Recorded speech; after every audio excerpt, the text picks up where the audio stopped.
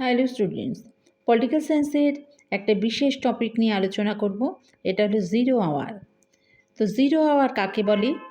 আর এক্ষেত্রে অর হিসেবে তোমাদের প্রশ্ন আসতে পারে 377 নং সংসদীয় পদ্ধতি বলতে কী বোঝো, বা 377 নং সংসদীয় পদ্ধতি কী? তো এক্ষেত্রে এটাই আমি এখন আলোচনা করব। তো এর অ্যান্সার হিসেবে বলি, ভারতে যে পার্লামেন্ট, এই পার্লামেন্টের কাজকর্ম কোন পদ্ধতিতে চলবে সে ব্যাপারে আমরা ব্রিটেনের অনুকরণে নিয়মগুলো কিন্তু তৈরি করেছি। সেই মতো পশ্চিমবঙ্গের বিধানসভার কাজকর্ম চালানোর জন্য বেশ কিছু নিয়ম তৈরি হয়েছে।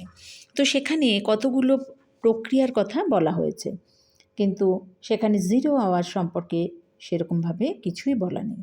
ব্রিটেনের সংসদীয় কাজকর্মে যে নিয়মাবলী তৈরি হয়েছে সেখানেও কিন্তু বলা নেই।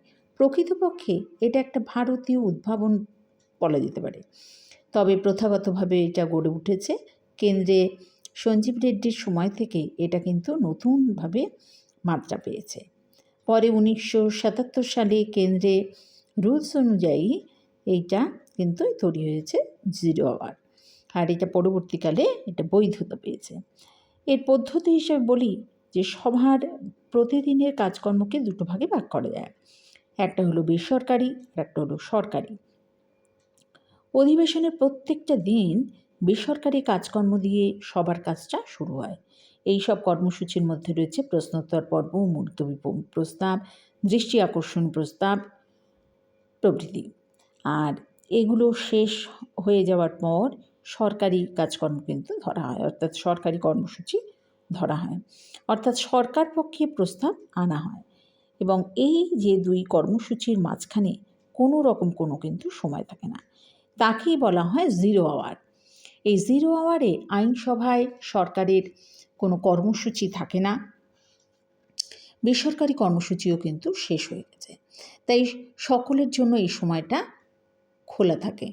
পার্লামেন্টে দুপুর 12টা অর্থাৎ জিরো আওয়ার থেকে 1টা, এই যে 1 ঘন্টা, এই 1 ঘন্টা কিন্তু সময় দেওয়া হয়।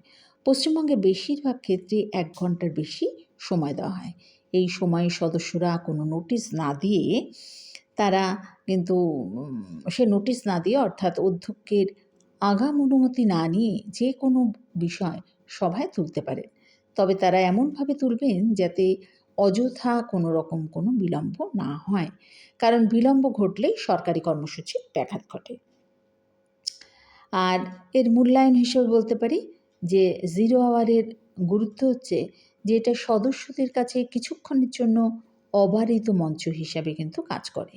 ফলে যে কোনো সদস্য হঠাৎ করে কোনো প্রশ্ন তুলেই সরকারকে অস্বস্তিতেও কিন্তু ফেলতে পারেন। তবে এর একটা অসুবিধা আছে।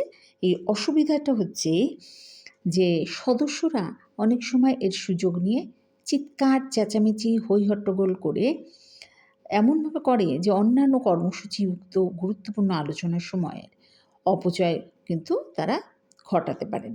তা সত্ত্বেও পশ্চিমবঙ্গে এই প্রক্রিয়া দিনে দিনে গুরুত্ব পাচ্ছে, অর্থাৎ জিরো আওয়ারের গুরুত্ব কিন্তু দিনে দিনে বাড়ছে, বেড়েই চলেছে। এটা হলো পলিটিক্যাল সায়েন্সের একটা বিশেষ টপিক, জিরো আওয়ার।